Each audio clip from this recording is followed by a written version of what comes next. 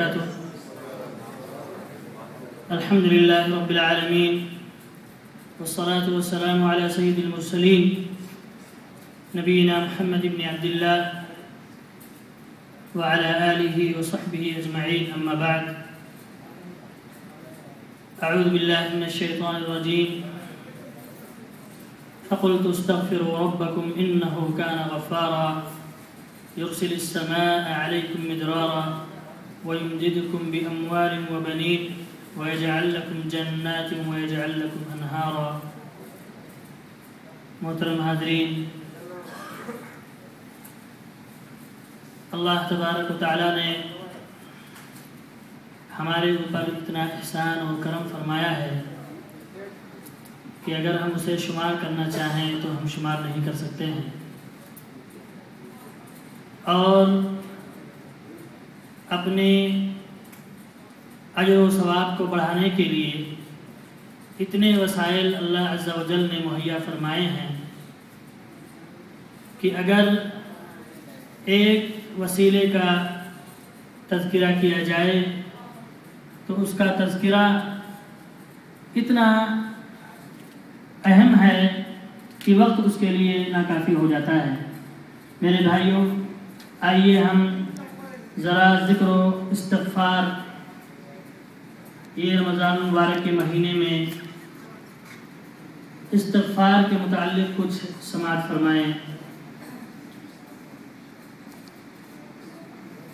یہ وہ اہم عمل ہے جسے اللہ عز و جل نے اپنے نبی سے کئی مرتبہ قرآن مجید میں مخاطب ہو کر کے فرمایا ہے کہ اے میرے نبی، آپ اپنے رب سے مغفرت طلب کریں. واستغفر لذنبک.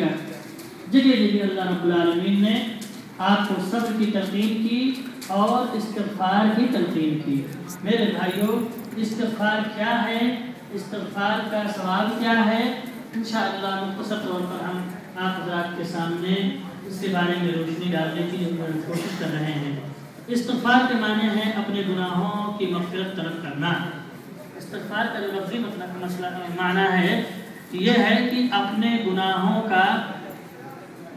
کی بخشش طلب کرنا. آپ جانتے ہیں کہ سورہ نوح کی جو آیت میں نے آپ حضرات کے سامنے تلاوت کی ہے، اس میں اللہ عز و جل نے فرمایا کہ نوح علیہ السلام نے جو اپنے قوم کو دعوت دی تھی، اس میں یہ کہا تھا کہ اے میری قوم کے لوگوں، اپنے رب سے مغفرت طلب کرو، اپنے رب سے استغفار کرو.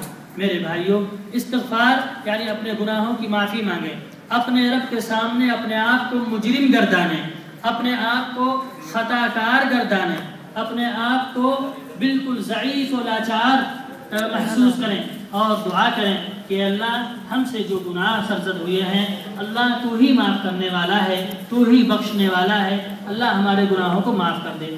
آپ استغفر اللہ یہ دعائیں آپ اپنی زبان پر ہر وقت کرتے رہیں. اس کا فائدہ کیا ہوگا میرے بھائیوں؟ اس کا فائدہ قرآن مجید میں خود ہی فرمایا کہ جس کے لیے ہم اتنی محنت کرتے ہیں. اللہ تعالیٰ فرماتا ہے یرسل السماء علیکم مدرارا. تمہارے یہاں اگر خشک سالی ہے تو اللہ رب العالمین بارش نازل کرے گا، بارشوں کی بھرمار کر دے گا. اور اگر مال کی کمی ہے تو اللہ فرماتا ہے وَيُمْدِدْكُمْ بِأَمْوَالٍ. اللہ تمہیں مال عطا کرے گا. میرے بھائیوں، ہم مال اور کامیابی کدھر تلاش کرتے ہیں؟ ہم دنیا کے وسائل کو تلاش کرتے ہیں، لیکن جو اصل ہمارا روحانی وسیلہ جو ہے اس سے ہم بھول جاتے ہیں. مال آپ کے پاس آئے گی، کیوں؟ اس لیے کہ مال اللہ کا ہے، دنیا پوری اللہ کی بنائی ہوئی ہے. آپ پہلے اللہ والے بنیں، اللہ سے مانگیں گے تو اللہ سب کچھ عطا کرے گا. اگر آپ کے لیے مناسب ہوگا تو اللہ رب العالمین آپ کو اس سے محروم نہیں کرے گا. تو آپ استغفار کریں گے، اللہ رب العالمین فرماتا ہے وَيُمْدِدْكُمْ بِأَمْوَالٍ. اللہ تمہیں مال میں اضافہ کرے گا، تمہارے مال میں اضافہ کرے گا، مال عطا کرے گا. آپ جانتے ہیں کہ کامیابی کی تلاش میں بندہ کہاں کہاں چلا جاتا ہے. آپ ہندوستان سے یہاں آ گئے، پاکستان سے یہاں آ گئے، بنگلہ دیش سے یہاں، کتنے ہزار کلومیٹر دور آپ سفر کر کے کتنی مشقتیں کرنی ہوں گی. کلکتہ سے بمبئی آنا پڑا ہوگا یا یو پی سے بمبئی آنا پڑا ہوگا، یعنی کتنی مشقت کر کے تو آپ یہاں سعودی عرب آئے ہیں. کیوں؟ اس لیے کہ مال میں اضافہ ہو، خوشحالی آ جائے. اسی وجہ سے اللہ رب العالمین فرماتا ہے کہ یہ مال کہاں ملے گا؟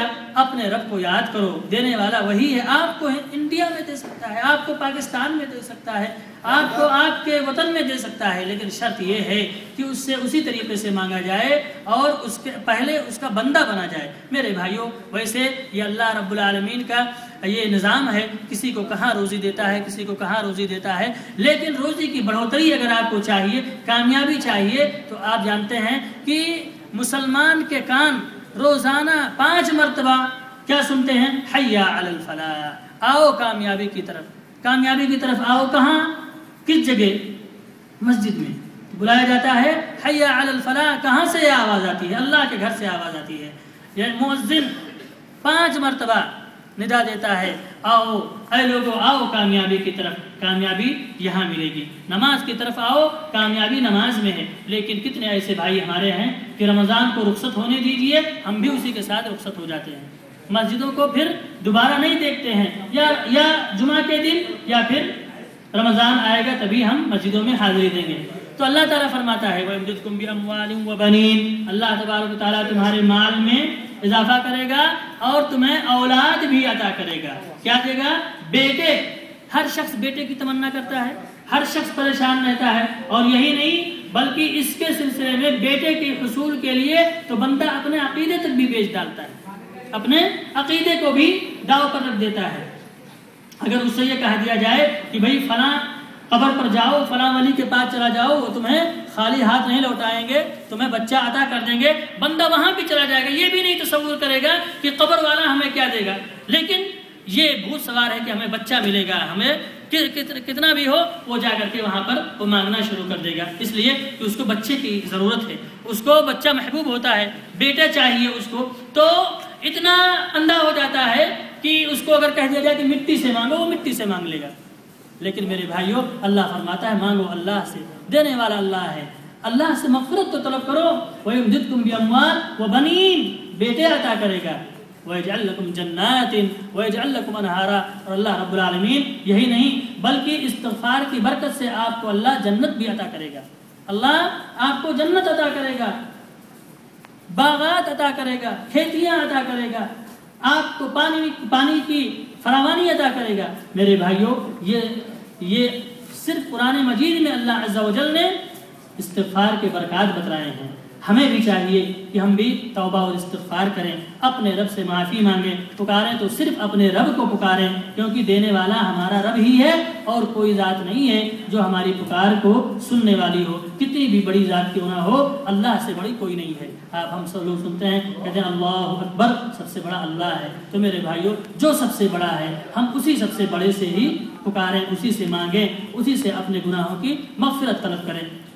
میرے بھائیوں، وقت نہیں ہے، نہیں تو میں اور بتلاتا آپ کو انشاءاللہ اگلے درس میں آپ حضرات کے سامنے مزید اور اس کی وضاحت تقوی کے بارے میں، اور جو شخص اللہ سے ڈرتا ہے اس کے کیا کیا انعام و اکرام اللہ رب العالمین انہیں عطا فرماتا ہے، انشاءاللہ اگلے درس میں اس کے بارے میں وضاحت کروں گا۔ اللہ رب العالمین سے دعا ہے کہ اللہ تبارک تعالیٰ جو باتیں ہم نے سنی ہیں اس کے اوپر عمل کرنے کی توفیق عطا فرمائے۔ وآخر دعوانا الحمدللہ رب العالمین۔ السلام علیکم ورحمۃ اللہ وبرکاتہ۔